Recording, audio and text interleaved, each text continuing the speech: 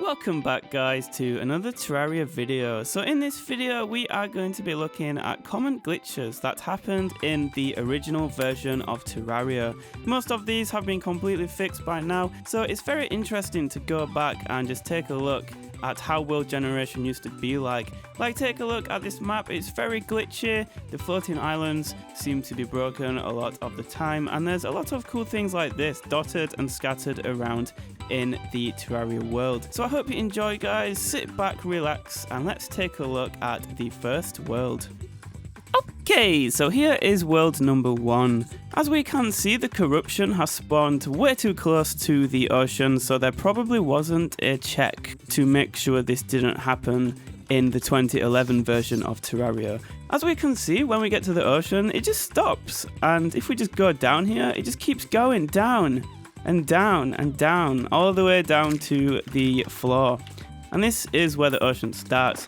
So look at this! The world generation was obviously very drunk because it just abruptly ends and you just fall all the way down here, and this is where the ocean actually starts, down here. And this is what it looks like on a map viewing tool. Just look at that, it completely just gets cut out. So obviously this was supposed to keep going and going and going, but since it spawned too far to the ocean, it just got cut out, and the ocean is also almost fully missing. There's just a little bit at the bottom. A very cool development, a very cool glitch. And let's move on to the next one. So here is another development, and this one is very strange. So if we just keep going across here in the underworld, we will see something that you would not expect to see down here. And that is, of course, the dungeon.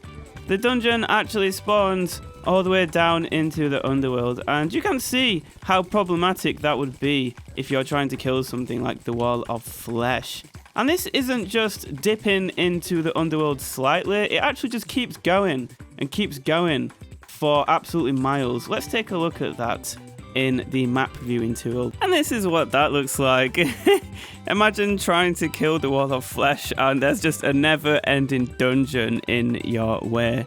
I guess this happened because back then in 2011 there wasn't a wall of flesh, so there wasn't any problem with having the dungeon extending into the underworld. Of course, when the wall of flesh appeared, you couldn't have obstructions like this, so this glitch was fixed in a later version. Here is another problem that happened very commonly in 2011 maps, and that is the jungle not being large enough.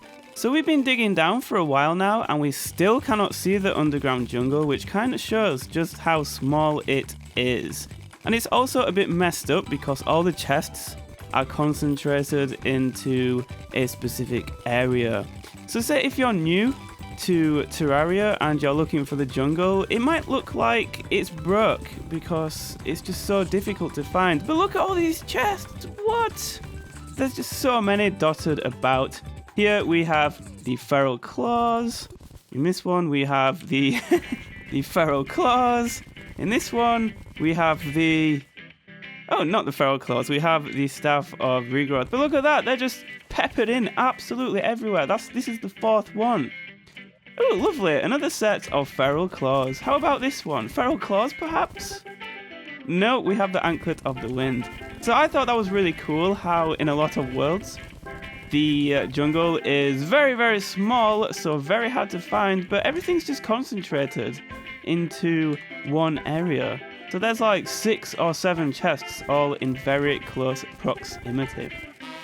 So very hard to find, but once you find it, everything is just banged together. It's just all in one place.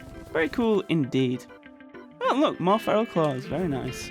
Now this is one of my favourites, and this exists because the overground jungle did not exist when Terraria was first released. So if the underground jungle spawned too close to the surface, this is what happened. It's just pure dirt with nothing here. Because obviously the underground jungle can only spawn in the underground. So what you're left with is an overworld absolutely full of dirt and nothing else. Until you get to the depth where the underground jungle can spawn. So let's dig down, dig down, dig down. All this is just 100% dirt and nothing else, mud blocks.